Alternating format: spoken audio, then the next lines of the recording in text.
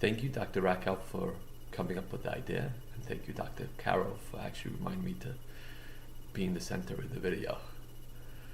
Anyways, this week's Parshas is Parshas Shoftim. And Parshas Shoftim starts off with an interesting pasuk that might be a little bit hard to understand. The pasuk says, Shoftim v'shotrim titen lecha b'chol shorecha Hashem asher Hashem elokecha nosen lechal v'shvatecha v'shavta azam mishpat tzedek.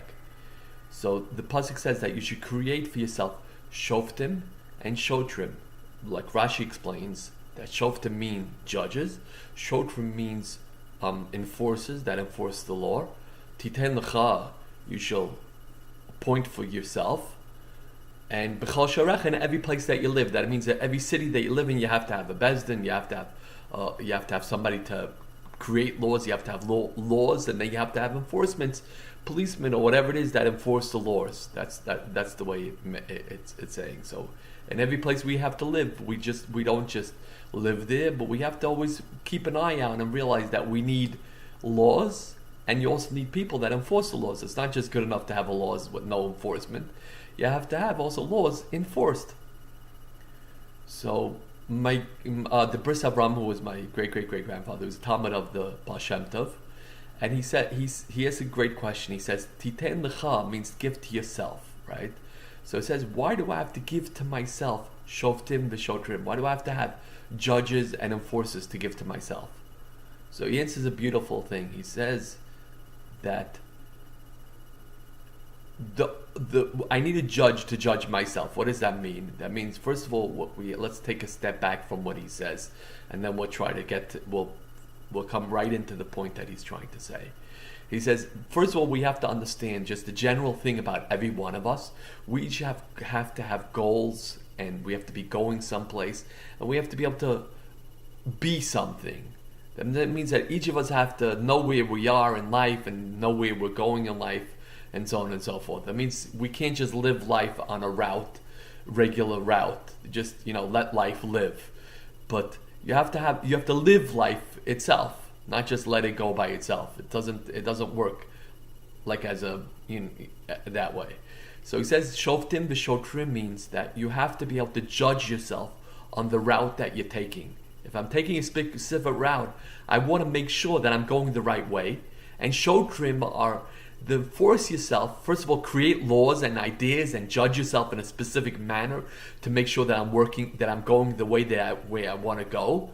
And then with that, you have to create Shotrim. You also have to create ways to force yourself to follow that path that is correct for you. That means like this. Every single one of us has a different life, a different style, a different place we're going, a different people. By the fact that God created every one of us means that we're all different. That means if someone follows my path, that means that he follows behind me.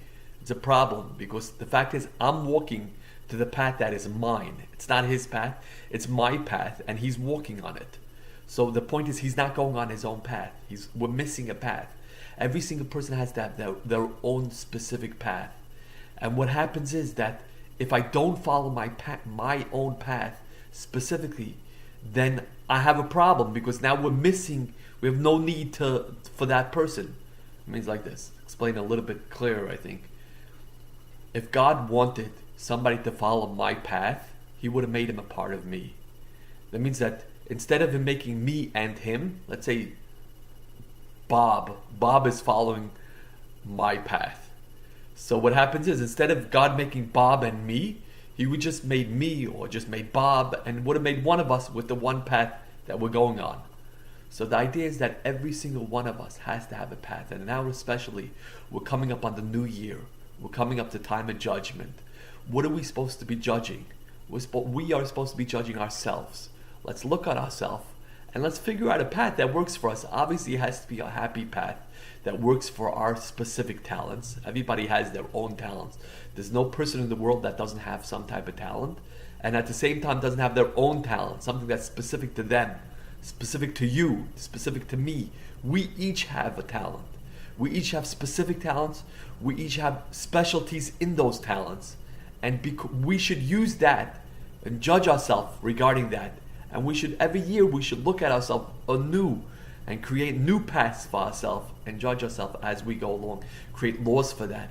And of course, we're going to have tremendous success during this coming year working on the greatness that will become whoever we want to be. And we'll be able to judge ourselves next year and be able to look at ourselves and say, wow, that's a great person.